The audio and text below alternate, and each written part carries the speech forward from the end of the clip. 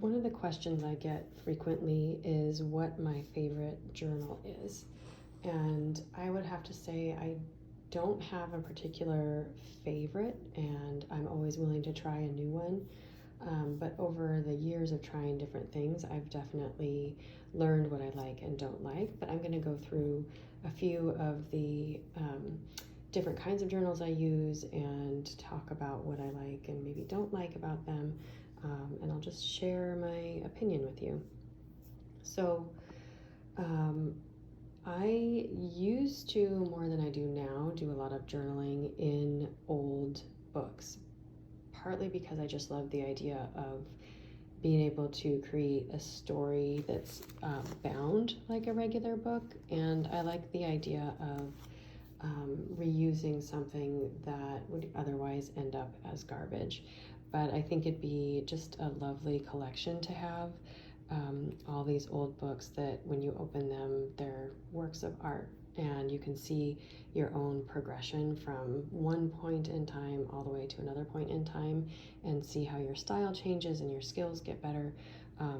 So this is one of the books that I had started working in. It's just, you know, it was kind of falling apart and pages were falling out and it was already marked up, so it was the perfect candidate for just doing some artwork in.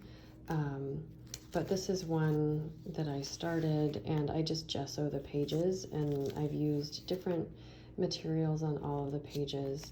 I don't do watercolor. These are all acrylic or dry, dry things like pastels or microns, or things that don't necessarily, well, they would bleed through if I didn't do the gesso. So I do always do the gesso first, but watercolor doesn't work great on gesso, so that's not one that I have done.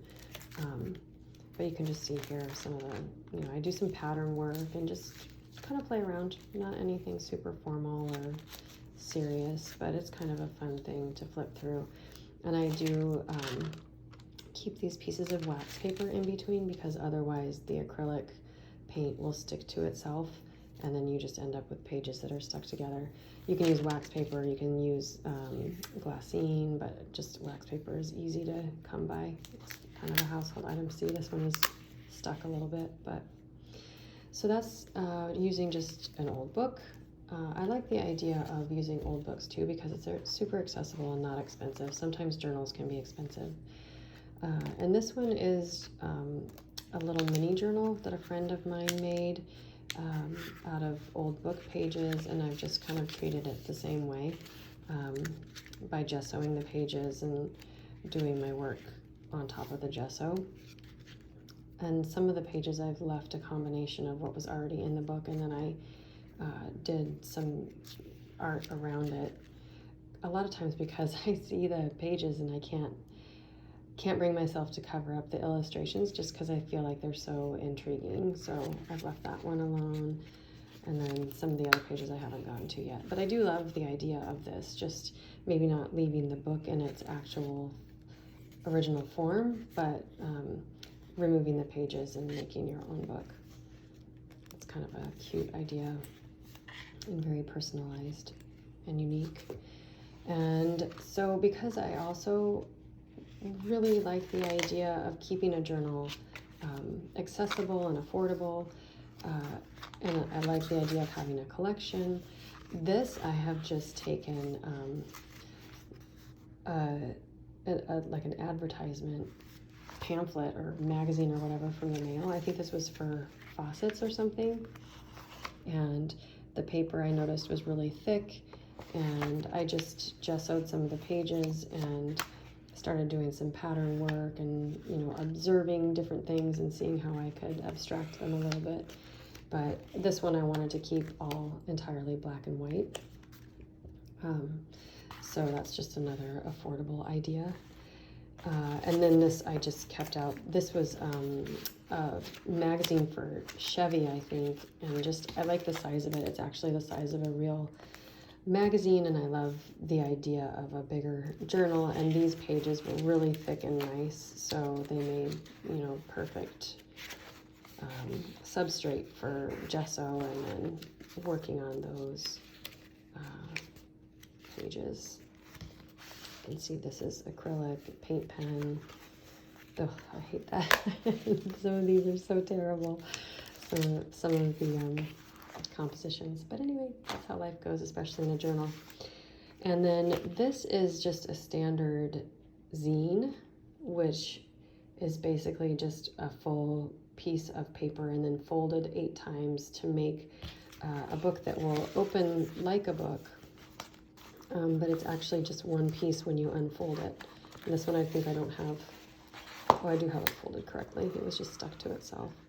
And I started a composition and haven't continued on it yet, but this piece of paper that I used is actually just a paper bag and a paper grocery bag. And I love the idea, again, of reusing something that might otherwise end up in the trash. So this is the one sheet, and it actually has this really cool kind of almost like leathery feel, which would be more leathery if you painted the back as well, but it's kind of, there's no reason to paint the back.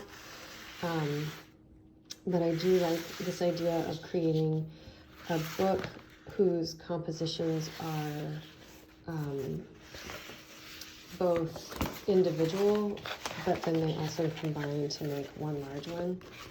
And I think I folded this the wrong way, but you get the idea. It will go back into book form if I could figure it out. I think, how did I do it? I haven't actually practiced with this one. Oh, there we go.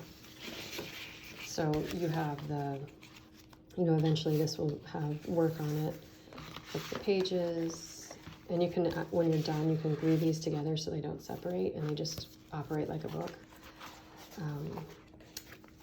But that would be what your zine could look like. And you can do that with a giant piece like the grocery bag, or you can do it just with a regular little 9x12 piece of paper, and you just have like this tiny little zine. But it's kind of a fun thing to do, easy little project to make, and you could make a whole collection of them. And then this is a journal I haven't used very much, but it appealed to me because it is very thin, it's lightweight, it lays flat, and the pages actually can accept wet or dry materials. So you can do markers or watercolor, or you can do pastels or pencil, pens, inks, or anything you want basically. And the pages are not super thick. They feel kind of like maybe like a thinner cardstock, but however they're constructed so that they don't bleed through. So I did a little bit of experimenting. I think this would be a great travel journal because it is so thin and lightweight. And I did some watercolor, and it did accept the watercolor. It doesn't work exactly like watercolor paper, so I mean, this would not be the one I would choose as a watercolor journal. But then I just did some marker to practice and see what happened, how I liked it. This was like a pencil marker combination, definitely inspired by Helen Wells. If you haven't checked out her journals, you should. They're beautiful. And this is another just watercolor experiment to see, but it doesn't bleed through really at all. You can kind of see some of the shading, but that's not actual ink or paint bleeding through. That's just a little bit of warping from the page or from the water, and that will go away mostly when you wet this side also. So it's interesting. It's not necessarily the book that I love and would choose all the time, but I think it's an interesting idea for travel. This one is called Crescent, and I got this one, I got it at the brick and mortar store of Jerry's Artarama, but I'm sure they must have them online also. And then this is a Moleskine artist sketchbook, and I wouldn't necessarily recommend this to be used the way I've used it. Let's see, can I get this to, I mean, it says Moleskine, but it's hard to see. There we go, Moleskine. It's really made for dry media, to be like an actual sketchbook where you're just using maybe a pen or pencil or pastels, something, but I don't frequently work in those materials, and I wanted to use it for paint and paint pens, and so that's how I've used this one. I've done some collage. I just, the marker, let's see, yeah, see this one bled through, so I kept this piece of cardboard in between the pages while I was working on it, so it wouldn't bleed through. You know, I put this here while I'm working on this page so that the back doesn't bleed through onto the next page. So that alleviated that problem. And I did use some acrylic paint in here, and I just wouldn't use this side. And some of these pages, like this page, I did black gesso first to kind of protect this back side, which it did, it worked. But some of this color came off over here. So this was kind of more of a single page journal, unless I was using a material like acrylic paint that created its own barrier on the paper. Or I would paint with gesso first, like this one I have gesso first. And then this one I even have a gesso prepped page, although I haven't used it yet. So I don't know, this one was not, I do like the size and the feel of the little Moleskine book, and I'm actually fond of the compositions in here. I really like them. But I wouldn't necessarily say that this is the best one to use if you're going to do a lot of wet paint or things that might bleed through the page. And then these, actually, to answer the question, which is my favorite, so far, these Stillman and Birn journals are my favorite. This one is, I think it's 7 by 7, and it's mixed media, so it's made to accept all kinds of different media. The pages don't bleed through. It's a lay flat binding, so you could do both pages if you want to. I've used everything from pen to, I have some pastels here, some acrylics. I do have some watercolor in here. There's watercolor right here, and it doesn't flow. It flows like a hot press paper. And I particularly love cold press paper, so it's not exactly what I like, but as far as having a sketchbook that can tolerate all the different materials, I really think this is probably one of the best. And I do like the white pages and the thickness. So here's more watercolor, and it's pretty good. It doesn't really bleed, but you can see a little bit of a shadow from the other side. But you can also, you know, you either just opt to not paint on every page, or you just decide you don't care about that. But this one definitely, I feel like, is the sturdiest. It accepts the paint similarly. This is one of my favorites for sure. And I do like the smaller size, and it's pretty compact. It's a little bit heavier than the other ones, the Moleskine and the other one. And then this is my other Stillman and Birn. This is my absolute favorite as far as watercolor journaling goes, because it flows. It is a cold press paper, I believe, and I just love the way the paint flows. The thickness, it's lay flat. I chose to use this only as a single page composition book.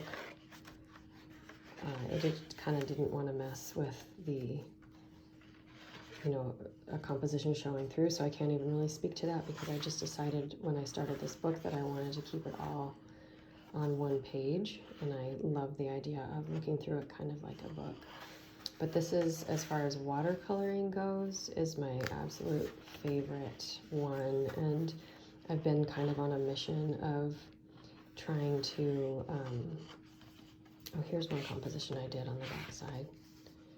I've been on a mission of trying to use up all the sketchbooks that I already have instead of buying new ones, and it's really hard for me to resist buying another one of these because it is my favorite. So there we go. As far as what my favorite sketchbooks are, what kind of sketchbooks I use, there's a variety that I just shared with you, and then this one, the Stillman and Birn. This is the, let me see, the Delta series, and I guess this is probably like a 8.5 by 11. I'm not really sure the exact size, but it's the Delta series. And you can get that at Jerry's Artorama, or even I think Amazon has them. Let me know if you have any questions.